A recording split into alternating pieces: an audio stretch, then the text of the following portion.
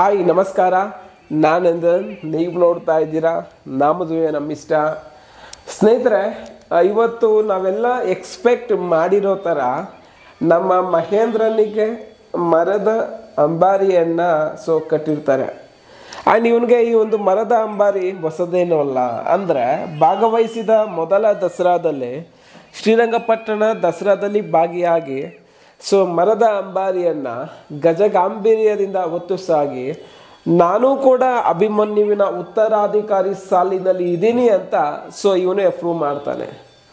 And ಅದೇ ಥರ last 3 days back ನಮ್ಮ ಕರ್ನಾಟಕದ AK-47 ನಮ್ಮ ಅಭಿಮನ್ಯುವಿಗೆ ಮರದ ಅಂಬಾರಿಯನ್ನು ಕಟ್ಟಿದ್ರು.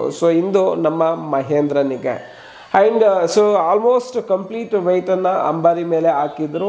ಆಲ್ಮೋಸ್ಟ್ ಈಗ ದಸರಾದಲ್ಲಿ 1000 kg ಏನು ಅಂಬಾರಿಯನ್ನು ಕ್ಯಾರಿ ಮಾಡುತ್ತೋ ಅಷ್ಟೇ ವೆಯ್ಟನ್ನು ನಮ್ಮ ಮಹೇಂದ್ರನ ಮೇಲೆ ಹಾಕಿದ್ರು. ಆ್ಯಂಡ್ ನಮ್ಮ ಮಹೇಂದ್ರ ತುಂಬ ಗಜಗಾಂಭೀರ್ಯದಿಂದ ಹೊತ್ತು ಸಾಗುತ್ತಾ ಇರ್ತಕ್ಕಂಥ ದೃಶ್ಯಗಳನ್ನು ನಾವು ನೋಡ್ತಾ ಇದ್ದೀವಿ.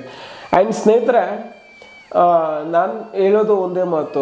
ನಮ್ಮ ಮಹೇಂದ್ರ ಅದು ಸಾಮಾನ್ಯವಾಗಿರ್ತಕ್ಕಂಥ ಆನೆ ಅಲ್ಲ, ತುಂಬ ಅದ್ಭುತವಾಗಿರ್ತಕ್ಕಂಥ ಆನೆ.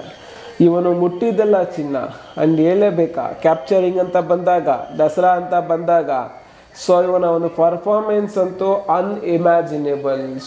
ಏನು ಯಾವ ಆ್ಯಂಗಲಲ್ಲಿ ನೀವು ಏನು ವರ್ಕ್ ಮಾಡ್ತೀರೋ ಎಲ್ಲ ವರ್ಕ್ಗೆ ನಾನು ರೆಡಿ ಅಂತ ನಮ್ಮ Mahendra again and again prove ಮಾಡ್ತಾ ಇದ್ದಾನೆ.